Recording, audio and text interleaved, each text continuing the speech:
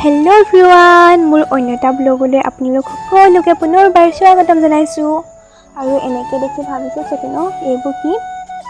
আমাৰ পৰিয়ালৰ সকলো সদস্যই আজি এফালে যাবলৈ ওলাইছোঁ। ক'লৈ গৈছোঁ পিছত জনাম। আৰু এয়া মোকো অলপ মই দেখুৱাই দিছোঁ দেই, এয়া মই আৰু মোৰ হাজবেণ্ড। আৰু এয়া দেখিছেনে ৰাস্তা বনাবৰ বাবে পাহাৰবোৰ কিদৰে কাটিছে।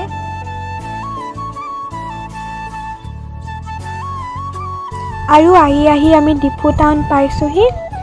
আহি আমনি লগাৰ বাবে আমি ৰাস্তাতে অলপ ৰখিলোঁ, ফটো উঠিলোঁ। আৰু এই জেগাডোখৰ শিলঘাট বুলি কোৱা হয়। এডোখৰ পিকনিক প্লেচো হয়। আৰু আমি আহিছোঁ মাঞ্জাৰ বকলাইত আমাৰ জেঠাইহঁতৰ ঘৰ আছে। আৰু আজি জেঠাই ছোৱালীজনীৰ তুলনি বিয়া। আৰু এয়া জেঠাই ছোৱালীজনীয়ে কইনা লৈ থকা কিছু মুহূৰ্ত। আৰু এয়া আইতাকে কইনাই লৈ হৈ গ'ল। আৰু এয়া দেখিছেনে গোপিনীসকল কি ধুনীয়াকৈ বহি আছে। ইয়াত আকৌ গোপিনীসকলে তাল বজাই নাম গুণ গাই দেই। সেই দৃশ্যকণ দেখুৱাব নোৱাৰিলোঁ, বেয়া নাপাব।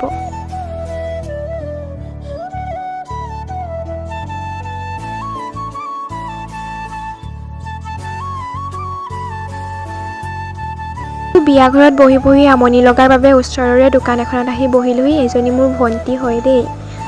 আৰু এয়া দেখিছেনে সিহঁতৰ হাঁহি খিকিন্দালি। আৰু এওঁলোক হৈছে সংঘৰীয়, সেইবাবে এওঁলোকৰ বিয়া সকামে মাছ মাংস ওলোৱা নহয়। সেইবাবে এওঁলোকৰ সম্পৰ্কীয় ঘৰতে আমাক ভাত খাবলৈ নিলে। আৰু ভাত পানী খায়ে আমি উভতিলোঁ ঘৰলৈ বুলি। যিহেতু আমাৰ ৰাস্তা দূৰ, সেইবাবে ভাত পানী খায়ে আহিব লগা হ'ল ঘৰলৈ। আৰু আহোঁতে চাওকচোন ৰাতিয়ে হৈ গ'ল। টাউনতে কিবাকিবি প্ৰয়োজনীয় বস্তু লৈ পিনে আকৌ বাট ল'লোঁ ঘৰলৈ বুলি। মোৰ ব্লগটো ইমানতে সামৰণি মাৰিছোঁ। আকৌ লগ পাম নেক্সট ব্লগত। Bye bye.